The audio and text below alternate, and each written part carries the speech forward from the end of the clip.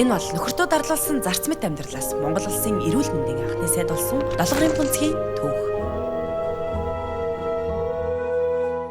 Тэрбээр 1900 онд одоогийн Дорнод аймгийн Хөлбөмбөр сумын нутагт ядуу айлд төрж 17 наснда огт цус танихгүй эрт богтлогдсон эхнэр нэртэй ч хүнд хүчээр ажил хийж зовлон зүдгүүрийг амсаж зарц мэт амьдрах болжээ. Ингэж амьдарсаар 5 жилийн дараа хүүхдээ дутуу төрүүлэн алдаж өөрийн чамаа алдах шахсан нь түүнийг замын хүмүүс бараадан хүрээ ороход хүргэсэн байна.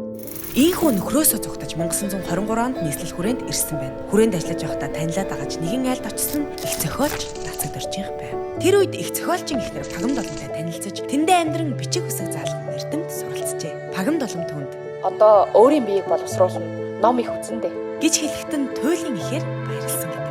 Улмаар 1926 оноос 1928 онд Хан Хинтэй аймгийн Хошууд хамгаалын газар галчаас тал бичээж болон дэвшив. Үүний дараагаар Ховд аймгийн Намын хороонд эмэгтэйчүүдийн зохион байгуулагчаар томилогдсон ажиллаж байтал Намын төв хорооноос нийслэлд яаралтай ир гэж дуудуулсан нь түүний ирээдүйг улам гэрэлтүүлсэн юм. Энэ үед 1930 он байлаа. Тэр онд ардын эрүүлийг хамгаалах яам анх удаа байгуулагдаж, Бунцаг эрүүлийг хамгаалах яамны анхны сайдаар томилогдсон ажиллажээ. Энэ нь Монгол улсын түүхэнд анх удаа эмэгтэй хүн сайд болсон хүч байлаа.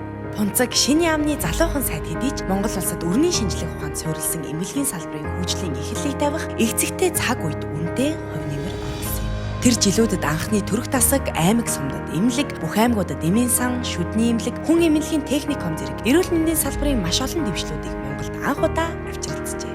Түүний эхлэлийг тавилдсан эрүүлийг хамгаалах яам байгуулагдсанаас хойш 10 жилд монгол хүний дундаж наслалт уртасч нас оролт за тэр дундаа их хүүхдийн эмдэгдэл буурсан байдаг. Хэрв танд бидний бүтээж байгаа 20 дугаар зууны түүхэн хүмүүс цуврал таалагдж байгаа бол та цааш нь түгэж мөн манай Норгийн сошиал медиа хуудасуудыг дагаарай.